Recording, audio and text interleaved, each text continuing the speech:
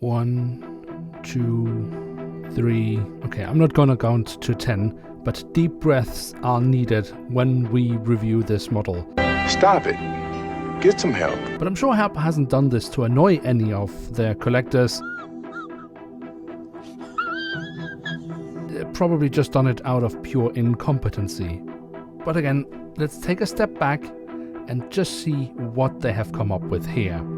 And we can do this thanks to my partner here on the channel, Jumbolino Model, who have just recently reduced their prices overall. And that's not just a Black Month or Friday thing, but a permanent thing. So do check them out. I can highly recommend them. You can find a link to them in the video description below.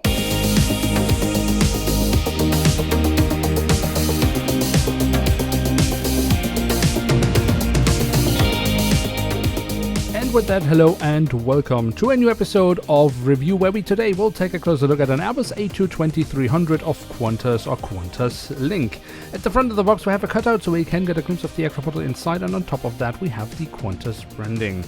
Now, such a special model would perhaps have deserved a special box, but Herpa, as always, they can't be bothered, so we just get another cutout. But what we can notice here, quite nicely, is that it is an officially licensed product. Well done, Herpa, for actually getting a license.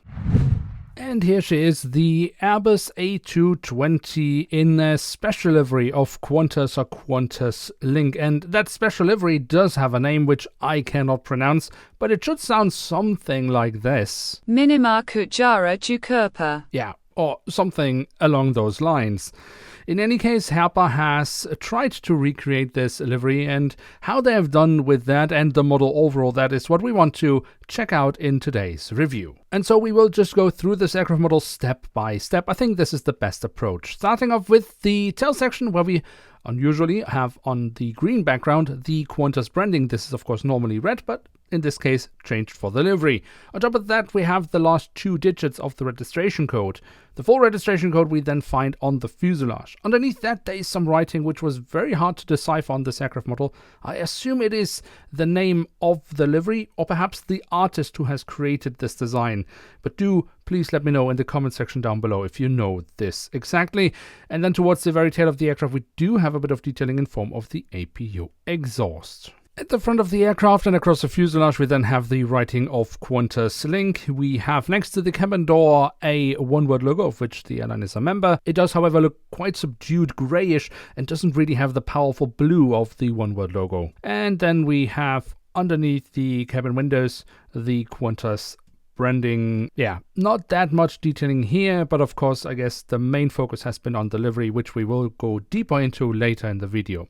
The cockpit section itself then has the cockpit windows with the metallic edges, the window wipers, and above that the emergency hatch for the cockpit. From the cockpit we can move on to the engines. The nacelles have been kept in all white, but we do find the silver leading edge printed on, as well as some safety markings. Maybe there could have been added some hatches here, but overall, yeah, this is the standard that the Herpa gives us these days. I think much better than the printed details is the physical detailing of these engines on this tiny little aircraft, which I think look quite nice, especially here from the front as well, where we can see the engine fan blades. Then on the fuselage, hiding in the livery, just above the wings, we have the emergency exit printed on. That leads us straight to the wings, which we should also take a closer look at. Starting over the top side, where we have the different flap stands and spoilers carved out very nicely. We also have the markings for the emergency exits printed on. However, do the emergency exit markings have to line up with the emergency exit? Herpa says no. Computer says no.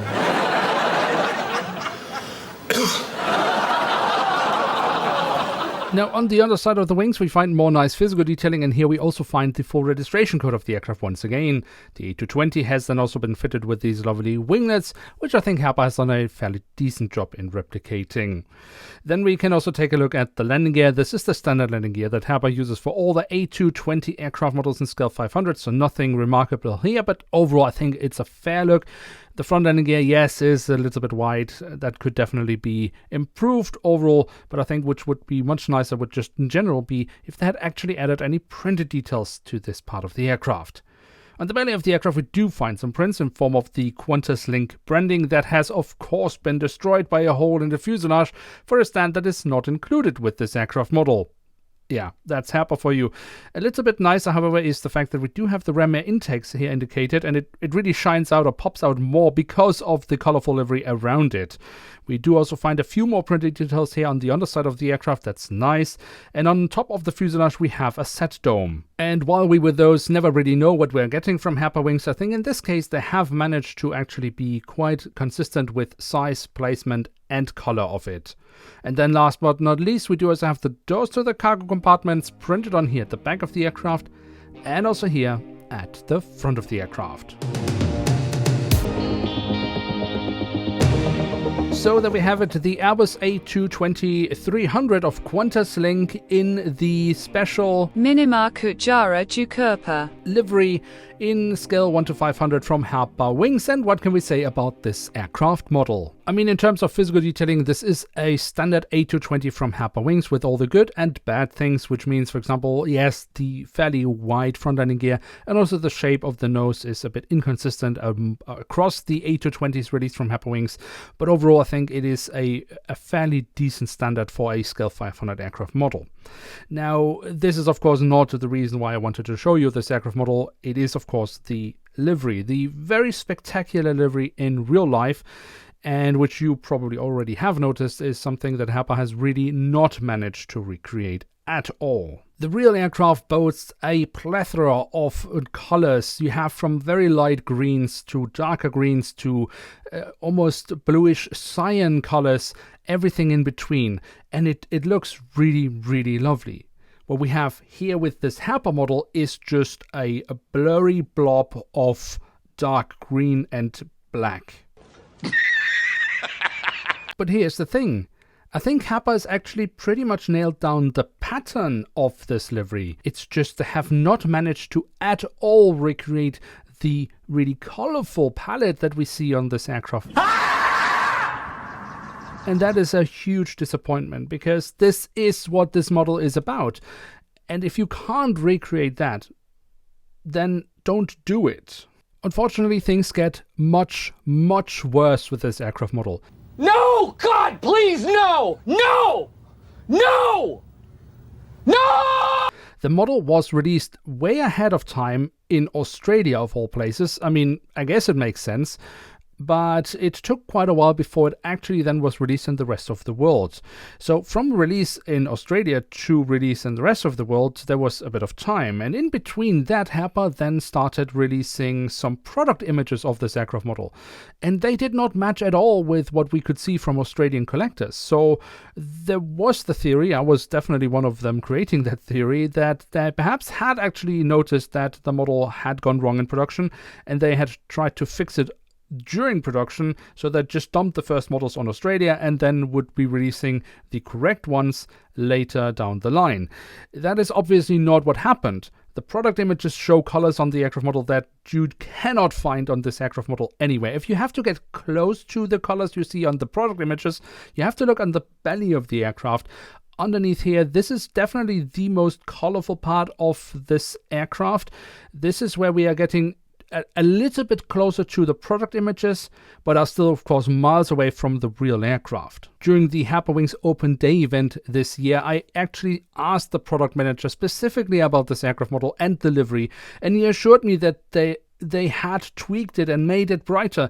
Now, they certainly did that with the product images, but most definitely not with the actual aircraft model. And I would say the product images are as close as you can get as to be misleading your customers in what they're actually buying. And as if that wasn't enough, I mean, apart from Herpa creating a fantasy livery, Herpa being very creative with their product images, the Herpa Wings product manager talking about things they then don't do, and of course also having an official retail price for this little aircraft of 49 euros. This is absolutely insane. But yes, it is not enough, because as I was just about to finish recording this review, I took another look at the aircraft model, and guess what I spotted on top of the fuselage? Yes, big fat print lines. What? What the fuck? Of course, we have to have print lines with a Herpa Wings aircraft model in 2025, and this aircraft model is no exception. So you get the full package here from Herpa Wings. If you ever wanted to feel like a complete dumbass, then you have to buy this aircraft model. Nice. And I mean, I have had the displeasure of reviewing way too many really terrible Herpa Wings models this year. They have really managed to thoroughly lower the bar on their products this year. I mean, even more than we could have imagined. But this one takes the cake. This is just a combination of everything that is wrong with Herpa Wings. And I know I have said it a few too many times this year, but it just feels like every time they manage to just underwhelm us even further. This one, I'm speechless. So as we are coming to the end of this episode, I think it is needless to say that I cannot recommend anyone to spend their money on this aircraft model. Do not buy it. I bought it, so you don't have to. Now, if you, despite this model, enjoyed this video, then feel free to leave a like. If you're new around here, why not hit subscribe? And with that, thanks so much for watching. Hope to see you soon again. I'm checking out, and bye.